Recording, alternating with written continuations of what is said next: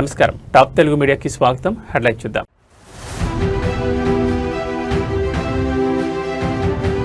Bihar CM పదవికి నితీష్ కుమార్ రాజీనామా. Governor కలిసి రాజీనామా అందించిన నితీష్.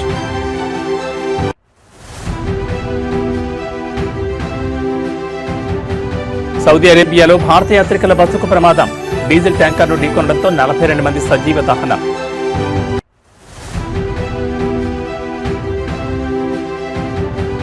ఐబొమ్మ రవి వద్ద 50 లక్షల మంది డేటా ఉంది. 20 కోట్లు సంపాదించాడని సిపి సజ్జనార్ వెల్లడి.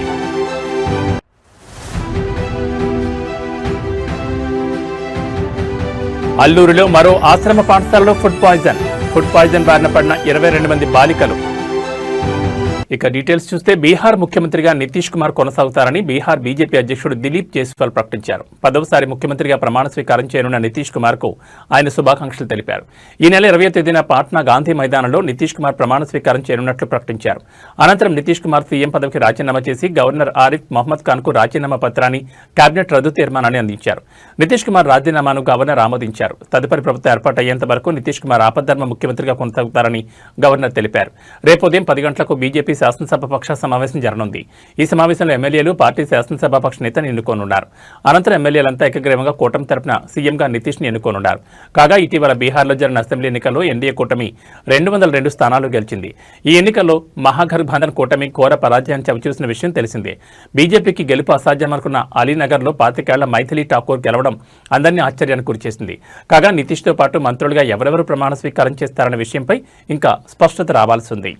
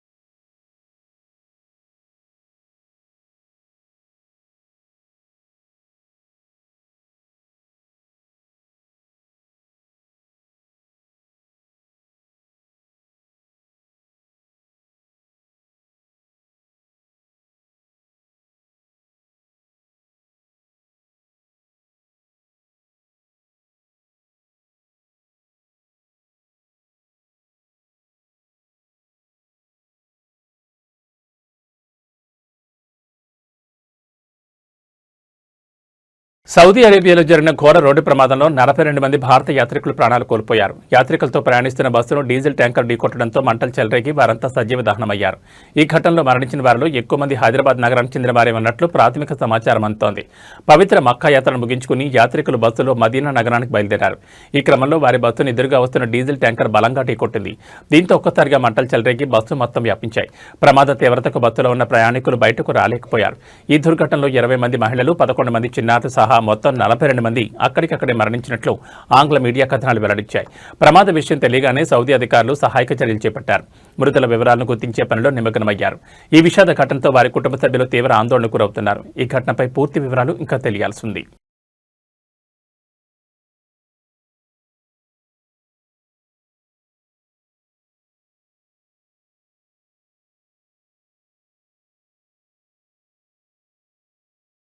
తెలుగు సినీ పరిశ్రమకు వేల కోట్ల నష్టం కలిగిస్తున్న ఐబొమ్మ పైరసీ వెబ్సైట్ కేసులో ప్రధాన సూత్రధారి ఇమ్మడి రవిని అరెస్ట్ చేసినట్లు హైదరాబాద్ నగర పోలీస్ కమిషనర్ సిపి సజ్జనార్ వెల్లడించారు. ఈ కేసులో ఆయన విస్తుపోయే నిజాలను మీడియా ముందుంచారు. ఈ రోజు కమాండ్ కంట్రోల్ సెంటర్లో చిరంజీవి, నాగార్జున, దర్శకుడు రాజమౌళి, నిర్మాత దిల్రాజ్ తదితరులు సిపి సజ్జనార్తో భేటీ అయ్యారు. ఐబొమ్మ నిర్వాహకుని పట్టుకున్నందుకు సైబర్ క్రైమ్ పోలీసులను వారు అభినందించారు. ఈ భేటీ అనంతరం సిపి సజ్జనార్ మీడియాతో మాట్లాడుతూ పైరసీ దేశవ్యాప్తంగా సినీ పరిశ్రమ దెబ్బతీస్తోందని ఆవేదన వ్యక్తం చేశారు. ప్రధాన సూత్రధారి ఇమ్మడి రవిని ఎట్టకేలకు అరెస్ట్ చేశాం. బాలీవుడ్, టాలీవుడ్ చెందిన వేలాది సినిమాలను ఇతను పైరసీ చేశాడు. పైరసీ ద్వారా సుమారు 20 కోట్లు సంపాదించినట్లు ఒప్పుకున్నాడు. అతని నుంచి 3 కోట్లు స్వాధీనం చేసుకున్నామని తెలిపారు. రవి వద్ద సుమారు 50 లక్షల మంది సబ్స్క్రైబర్ల డేటా ఉందని, ఈ డేటాను దుర్వినియోగం చేసే ప్రమాదం కూడా ఉందని సజ్జనార్ హెచ్చరించారు. పైరసీ వెబ్సైట్ల ముసుగులో బెట్టింగ్ యాప్లను కూడా ప్రమోట్ చేశారని, దీనివల్ల ఎంతో మంది యువకులు ప్రాణాలు తీసుకుని తల్లిదండ్రులకు కడుపుకోత మిగిల్చారని అన్నారు. ఒక వెబ్సైట్ను బ్లాక్ చేస్తే మరో దాన్ని సృష్టిస్తూ రవి మొత్తం 65 మిర్రర్ వెబ్సైట్లను నడిపినట్లు గుర్తించారు. ఇమ్మటి రవికి ముందు నుంచే నేర చరిత్ర ఉందని, మహారాష్ట్రలో ప్రహ్లాద్ పేరుతో నకిలీ డ్రైవింగ్ లైసెన్స్, పాన్ కార్డు సృష్టించాడని సజ్జనార్ తెలిపారు. కరేబియన్ దీవుల్లో పౌరసత్వం కూడా తీసుకున్నాడని, అమెరికా, నెదర్లాండ్స్లో సర్వర్లు ఏర్పాటు చేసి ఈ పైరసీ సామ్రాజ్యాన్ని నడిపాడని వివరించారు. ఈ కేసులో గతంలోనే దుద్దెల శివరాజ్, ప్రశాంత్ అనే ఇద్దరిని అరెస్ట్ చేశామని, రవిపై ఐటీ, కాపీరైట్ చట్టాల కింద మొత్తం 5 కేసులు నమోదు చేసినట్లు వెల్లడించారు. ఈ ఒక వెబ్సైట్ ఒకటి బ్లాక్ చేస్తే ఆయన మళ్ళీ ఇంకోటి మిర్రర్ చేస్తూ దాదాపు 65 మిర్రర్ వెబ్సైట్స్ ని ఆయన రన్ చేసేవాడు. ఆయన ఒక మొత్తం ఆయనని ఇన్వెస్టిగేట్ చేసిన తర్వాత ఆయన దగ్గర ఉన్న హార్డ్ డిస్క్ అంతా రికవర్ చేసిన తర్వాత దాదాపు 21,000 సినిమాస్ ఆయన హార్డ్ డిస్క్ లో పెట్టడం జరిగింది. మొత్తము పాత ఫిలిమ్స్ అయిన గాడ్ ఫాదర్ మీ అందరు కూడా తెలుసు, చారిత్రాత్మక ఐతిహాసిక ఫిలిం అయిన గాడ్ ఫాదర్ అంటే 1972లో ప్రొడ్యూస్ అయిన ఆ మూవీ నుంచి మొన్న వచ్చిన ఓజీ మూవీ దాకా కూడా ఆయన దగ్గర ఈ ఒక్క హార్డ్ డిస్క్ లో ఉండడం మనము చూశాను. మొత్తము బాలీవుడ్, టాలీవుడ్ అందరు కూడా ఈయన చాలా మూవీస్ ఆయన దగ్గర ఉంది, చాలా నష్టం జరుగుతుంది. అదేవిధంగా ఆయన ఇప్పటిదాకా ఒక 20 crores సంపాదన చేశారని చెప్పి ఆయన వెల్లడించారు. మనం దాంట్లో 3 కోట్ల రూపాయలు మనము సీజ్ చేయడం జరిగింది. అది ఇంకా మనం ఆయన ఫైనాన్షియల్ డీటెయిల్స్, ఆయన మనీ లాండరింగ్ ప్లస్ ఏం చేశారు, ఎక్కడెక్కడ చేశారు, ఈ ర్యాకెట్ లో మొత్తం ఏముందని తెలుసుకోవడానికి ఆయన పోలీస్ కస్టడీ కూడా మనం అడగడం జరిగింది. అది వచ్చిన తర్వాత కూడా ఇంకా మనము ఆయన దగ్గర ఉన్న విషయపైన మనం రాపట్టుకోవడానికి మా వంతు కృషి చేయడం జరుగుతుంది.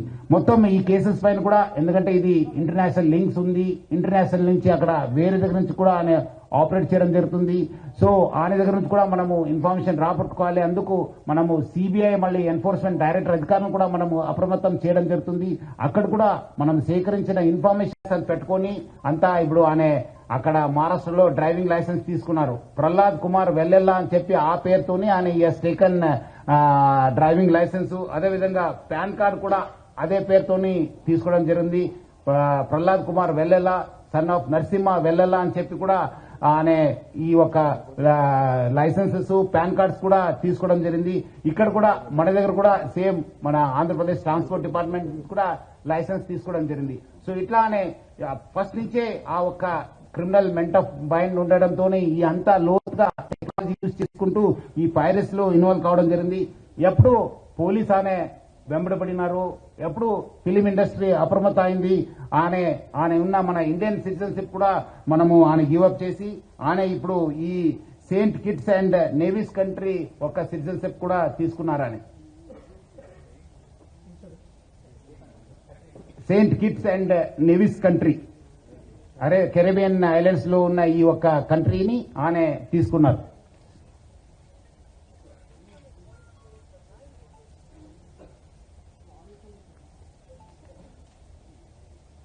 అదేవిధంగా ఆయన అక్కడ ఫ్రాన్స్ లో ఉంటూ మొత్తము Netherlands, Switzerland, USA, Thailand, France, Dubai లో బాగా తిరిగేవాళ్ళు.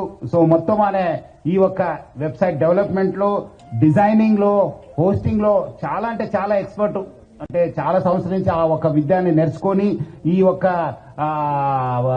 నాలెడ్జ్ ని పెంచుకొని ఇదంతా ఐబొమ్మ, బొప్పం టీవీని ప్రమోట్ చేయడం జరుగుతుంది.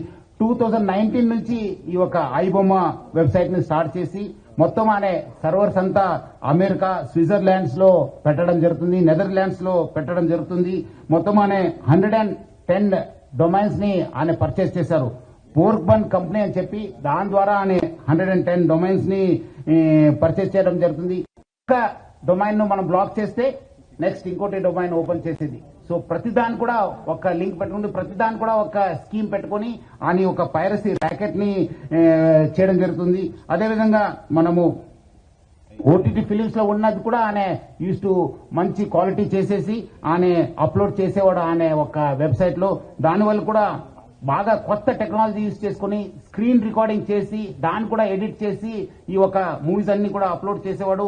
అదేవిధంగా కొత్త మూవీస్ కూడా సీక్రెట్ కెమెరాస్ పెట్టి టెక్నాలజీ యూజ్ చేసి కొంచెం హై ఎండ్ టెక్నాలజీ యూజ్ చేసి కూడా ఆయన రిలీజ్ చేసేవాళ్ళు. ఇదంతా కూడా ఆయన ఒక జూబ్లీహిల్స్ ఎన్నికల్లో బీఆర్ఎస్ ఓటమి తర్వాత కవిత చేసిన వ్యాఖ్యలపై ఆ పార్టీ నేతలు ఒక్కొక్కరుగా స్పందిస్తున్నారు. కవిత టార్గెట్ గా విమర్శలు, ఆరోపణలు చేస్తున్నారు.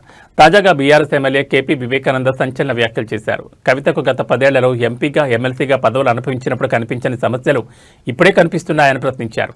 ఆమె ఎవరిని సంతోషపెట్టడానికి, ఎవరికి ప్రయోజనం కలిగించడానికి, ఏ పార్టీకి లాభం చేకూర్చడానికి ఇలాంటి వ్యాఖ్యలు చేస్తున్నారని అడిగారు. జూబ్లీహిల్స్ ఫలితాల తర్వాత వ్యంగ్యంగా కామెంట్లు చేయడం, కృష్ణార్జునులు అంటూ సెటైర్లు వేయడం ఎవరిని సంతోషపెట్టడానికని ప్రశ్నించారు. కవిత కాంగ్రెస్ పార్టీ ట్రాప్లో పడ్డారని ఆరోపించారు. మరి ఎన్నికల్లో ఫలితాలు వచ్చిన తర్వాత ఈ రకమైన విశ్లేషణ చేసి మమ్మల్ని దూషించడం, మమ్మల్ని తప్పుపట్టడం, కృష్ణార్జునులు అని చెప్పి ఒకరిపైన ఒకరి వ్యంగ్యాస్త్రాలు చేసి సెటైర్లు వేసి ఎవరిని సంతోషపెట్టడానికి కాంగ్రెస్ పార్టీ ఒక నెరేటివ్ లో ఒక ట్రాప్ లో పడ్డదని చెప్పి స్పష్టంగా ప్రజలందరూ కూడా నమ్ముతా ఉన్నారు. ఆశ్చర్యం అంటే ఆశ్చర్యం కలుగుతా ఉన్నది, ఆశ్చర్యాన్ని కలిగిస్తా ఉన్నాయి. అసలు 10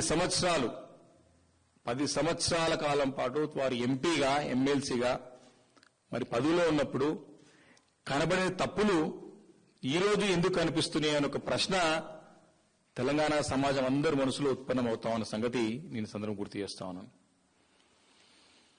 వారు ఎవరికి సంతోషపెట్టడానికి, ఎవరికి ప్రయోజనం కలిగించడానికి, ఏ పార్టీకి లాభం చేకూర్చడానికి ఈ వ్యాఖ్యలు చేస్తుందో ఒక్కసారి కవితక్క గారు ఆత్మవిమర్శ చేసుకోవాల్సిన అవసరం ఉందని చెప్పేసి ఈరోజు బీఆర్ఎస్ పార్టీ అభిప్రాయపడుతూ ఉన్నది.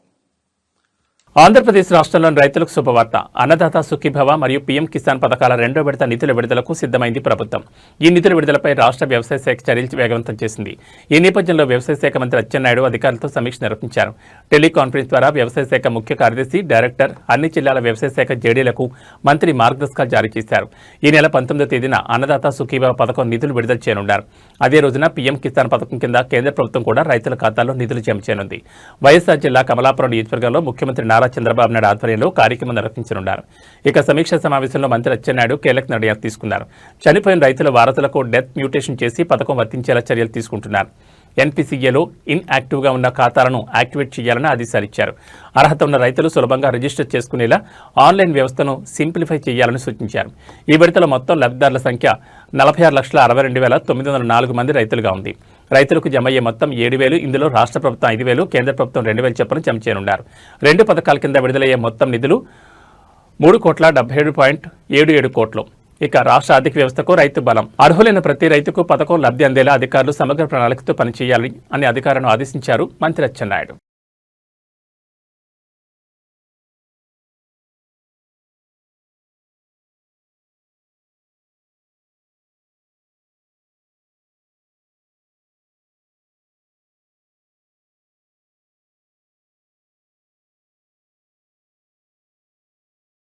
మద్యం కేసులో నిందితులైన చెవిరెడ్డి భాస్కర్ రెడ్డి, వెంకటేష్ నాయుడు బెయిల్ పిటిషన్ను విజయవాడ ఏసీబీ కోర్టు ఇవాళ విచారించింది. తదుపరి విచారణను రేపటికి వాయిదా వేసింది. ఈ కేసులో చెవిరెడ్డి భాస్కర్ రెడ్డి A38 కాగా వెంకటేష్ A34గా ఉన్నారు. గత ఎన్నికల సమయంలో మద్యం ముడుపుల సొమ్మును ఓటర్లకు పంచారనే ఆరోపణలతో వీరిపై కేసు నమోదైంది. ప్రస్తుతం నిందితులు విజయవాడ జిల్లా జైల్లో జ్యుడిషియల్ రిమాండ్ ఖైదీలుగా ఉన్నారు. గతంలో కూడా పలుమార్లు బెయిల్ కోసం నిందితులు ప్రయత్నించినప్పటికీ కోర్టు వాటిని తిరస్కరించింది. దీంతో మరోసారి నిందితులు బెయిల్ కోసం పిటిషన్ దాఖలు చేశారు.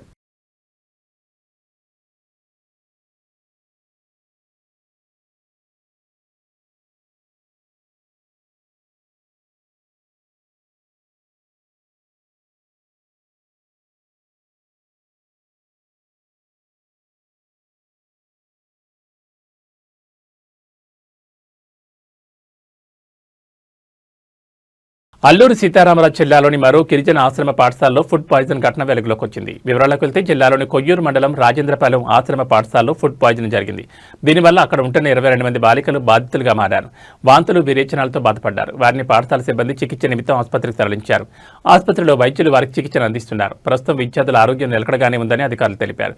ఘటనపై విచారణకు ఆదేశించారు. అయితే నవంబర్ 13న అల్లూరు సీతారామరాజు జిల్లాలోని చీకేవీధి మండలం జడలి గిరిజన ఆశ్రమ పాఠశాలలో ఫుడ్ పాయిజన్ ఘటన జరిగింది. రాత్రి భోజనం తర్వాత విద్యార్థులు వాంతులు కడుపు నొప్పితో విలవెల్లాడారు. 29 మంది విద్యార్థులకు సీరియస్ కావడంతో తక్షణమే వారిని స్థానిక ఆసుపత్రికి తరలించి చికిత్స అందించారు.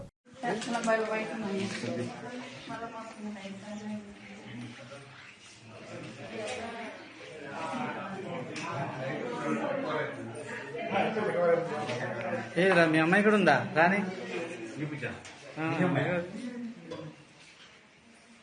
ఈ అమ్మాయి లేదు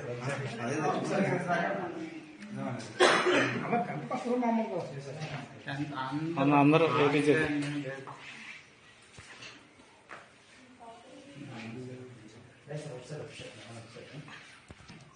డిజిటల్ అరెస్ట్ మోసాలపై సినీ నటుడు నాగార్జున సంచలన విషయం వెల్లడించారు. తమ కుటుంబంలోనూ ఒకరు ఈ మోసగాళ్ల బారిన పడ్డారని, 2 రోజుల పాటు ఇంట్లోనే నిర్బంధానికి గురయ్యారని తెలిపారు. విషయాన్ని పోలీసుల దృష్టికి తీసుకెళ్లేలోపు మోసగాళ్లు తప్పించుకున్నారని పేర్కొన్నారు. ఈ మేరకు సోమవారం హైదరాబాద్ సిపి సజ్జనార్తో భేటీ తర్వాత జరిగిన మీడియా సమావేశంలో నాగార్జున ఈ వివరాలు వెల్లడించారు. ఐ రిమెంబర్ మా ఇంట్లో కూడా, మా ఫ్యామిలీలో కూడా just about 6 months back 7 months back ఇదే జరిగింది. ఆల్మోస్ట్ ఇంట్లో ఫ్యామిలీ మెంబర్ని ఒక డిజిటల్ అరెస్ట్లో ఆల్మోస్ట్ 2 days పెట్టారు. ఇదే సేమ్ ఒక ఆర్గనైజేషన్ ఇస్ డన్ సో వాళ్ళు ట్రాక్ చేస్తారు, వీక్నెస్ చూసుకుంటారు, ఎలా పట్టుకోవాలి, వీళ్ళని ఎలా చేయాలి అని చేసి, and they have all the details, credit card account details, everything. And కేవలం మనం తెలియకుండా ఏదో ఒక వెబ్సైట్ ఏదో దొరికింది, ఇది ఇంట్రెస్టింగ్గా ఉందని చెప్పి వెళతాం. ఇది సినిమాలు చూపించడం అనేది it is a big trap. అది వాళ్ళకేదో మీకు ఫ్రీగా సినిమాలు చూపించాలని కాదు, వాళ్ళకి దీని వెనకాల చాలా పెద్ద ప్లాన్ ఉంది. To make thousands of crores. This 20 crores అన్న సజ్జనార్ గారు అన్నది is a very small amount వాళ్ళకి. అండ్ 3 కోట్లు దొరికిందన్నారు, నాకు తెలిసి వాళ్ళకి జస్ట్ చేంజ్ అది. సో అండ్ నేను ఇంట్లో అప్పుడు మా family member had to approach the police. నాకు ఇలా జరుగుతుంది అంటే ఇమీడియట్గా when police came on line వచ్చినగానే వాళ్ళు 1 సెకండ్లో మాయమైపోయారు. వాళ్ళని ట్రేస్ చేయడం కూడా కుదరలేదు. తర్వాత అంత పకడ్బందీగా ఉన్నారు. సో తిరుమల శ్రీ వెంకటేశ్వర స్వామివారిని మెగా హీరో సాయి ధరమ్ తేజ్ దర్శించుకున్నారు. ఇవాళ ఉదయం వీఐపీ బ్రేక్ సమయంలో ఆయన శ్రీవారి సేవలో పాల్గొని మొక్కులు తీర్చుకున్నారు. స్వామివారి దర్శనం అనంతరం రంగనాయక మండపంలో వేదాశీర్వచనంతో అధికారులు తీర్థప్రసాదాలు అందజేశారు.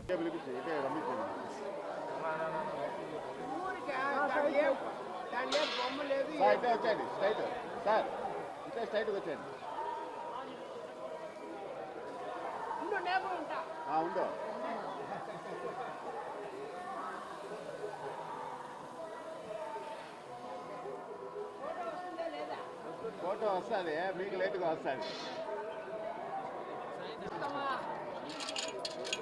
ఆమా ఆశీర్వాదం పొందు. ఓకే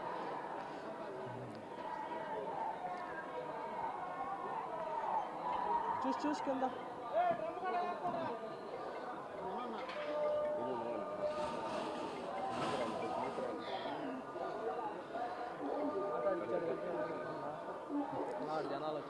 సార్ ఇదే పెట్టేద్దాం వయసు జనాలు వచ్చేస్తారా అవన్నీ అడగకూడదు.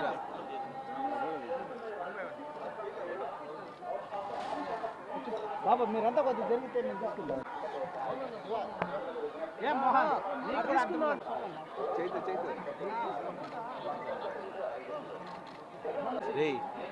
సార్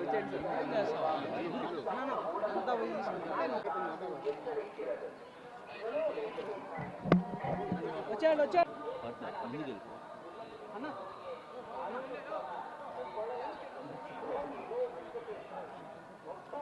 చేతు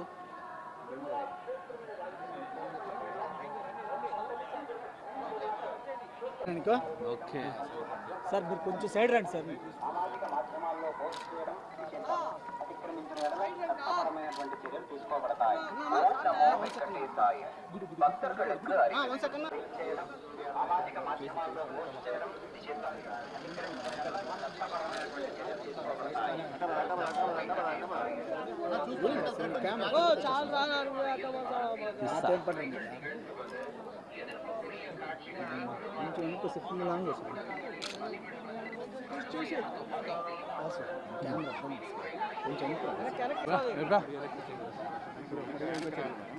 ఓకే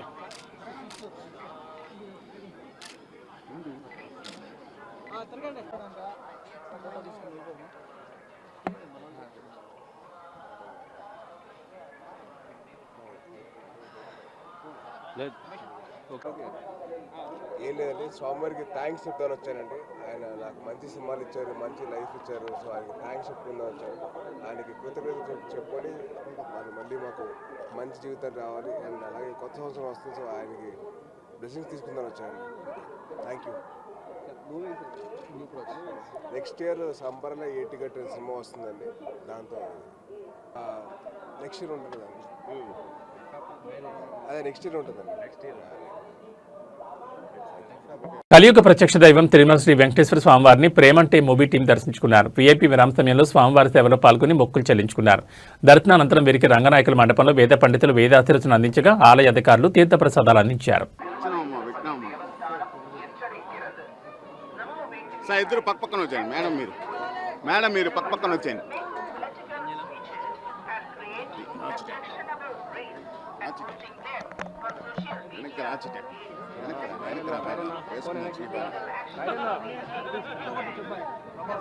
విశ్వ ఎందోను ఒక నిమిషం అది వేసుకు ఇప్పుడే.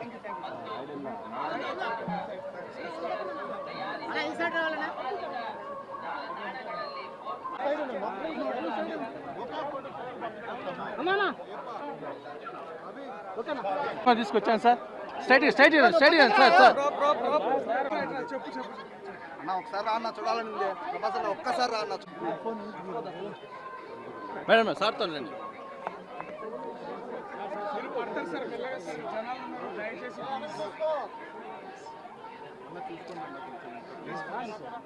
మాకు అలవాటే, మీరు రండి నాకు సార్.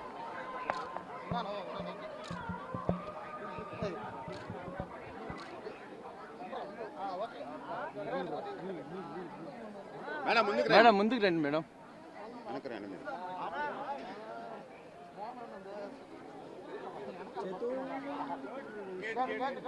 తీమని చెప్పు.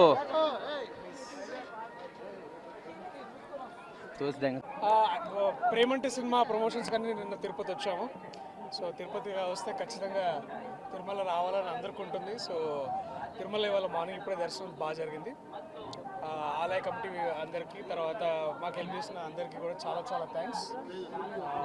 చాలా బాగా జరిగింది. థ్యాంక్ యూ సో మచ్ అందరికీ. నెక్స్ట్ ఒకటే ప్రేమంటే 21వ తారీఖు రిలీజ్ కాబోతుంది. అన్ని తెలుగు రాష్ట్రాల్లో అలాగే ఓవర్సీస్ మొత్తం ప్రపంచవ్యాప్తంగా రిలీజ్ కాబోతుంది. సో స్వామి బ్లెస్సింగ్స్ ఎంత అవసరమో మీ బ్లెస్సింగ్స్ కూడా మాకు అంతే అవసరం. So thank you so much మాకు సపోర్ట్ చేస్తున్నానికి ఇప్పుడు దాకా. ఇక మీదలో కూడా మమ్మల్ని సపోర్ట్ చేస్తారని ఆశిస్తున్నాను. 21st నవంబర్ మా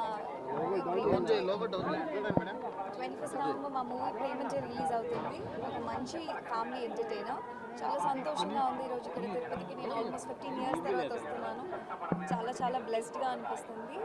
అందరూ చూడండి, ప్లీజ్ సపోర్ట్ చేయండి. Thank you. ఇవి ఈ బులెటిన్ విశేషాలు. మరో బులెటిన్లో మళ్ళీ కలుసుకుందాం. నమస్కారం.